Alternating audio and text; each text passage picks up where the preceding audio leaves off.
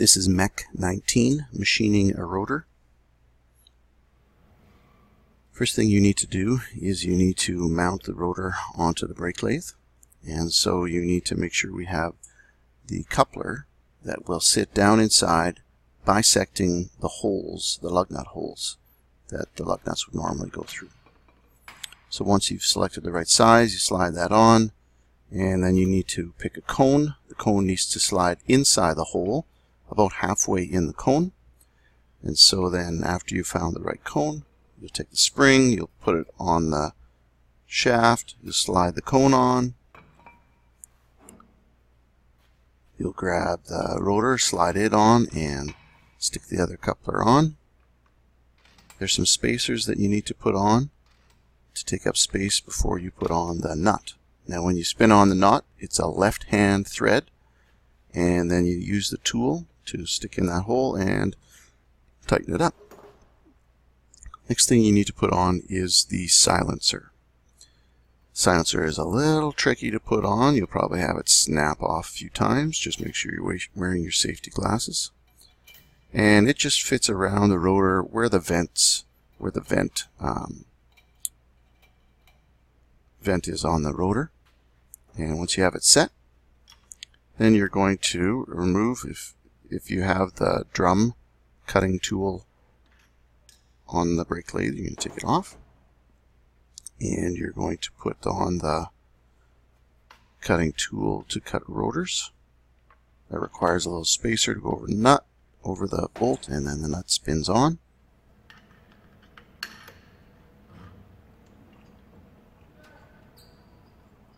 Good, so it's going to take a few minor adjustments. You can see that we need to make sure that those two little triangles line up. So the lever's in the drum position, and we just turn the handle for adjusting the drum over until those two triangles line up. Once they line up, then the bed for the rotor can move properly. Good, so you're going to back off the bits and the bit holders.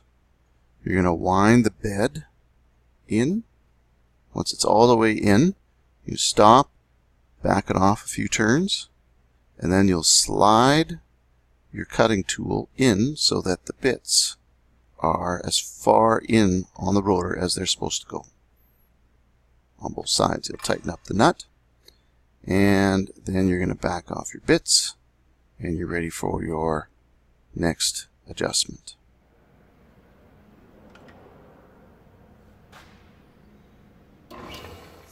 So you can see the switch is down on the bottom there. You're going to turn that on.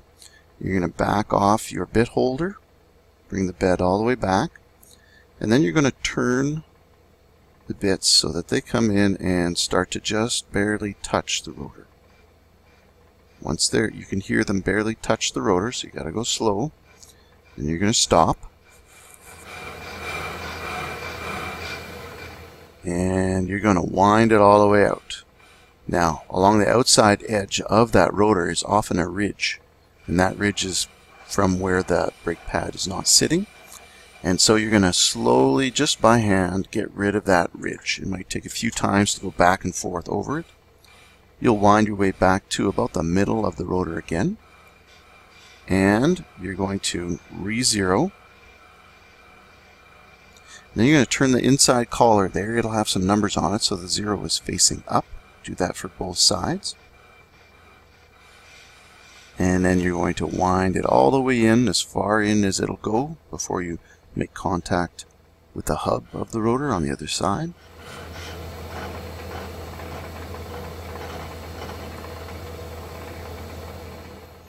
Now you're going to take off 7/1000ths of an inch on each side. In other words, you're going to turn it so that the number 7 is straight up and down. Make sure they're at 7, you tighten those up, and you pull the control lever back to rotor. Once we do that, then the bed will start automatically turning because you've lined up the triangles, and it'll just wind out. Now it'll move back. It takes a long time to move back, and you're just going to watch it. We're going to get a view from the other side of the setup.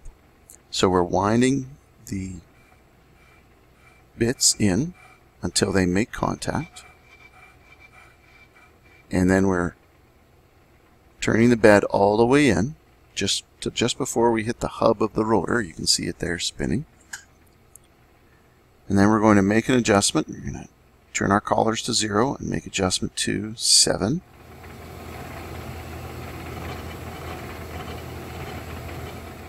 Tighten up those and pull the lever back. When we pull the lever back, you can see that the bed handle is starting to turn. It will move back and slowly cut the whole thing. We're going to do a little zoom in here in a second just to make sure that you can understand where the bit is cutting.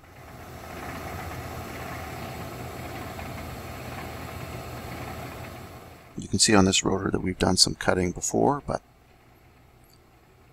we're going to make a clean cut all the way across and we'll get a nice smooth surface.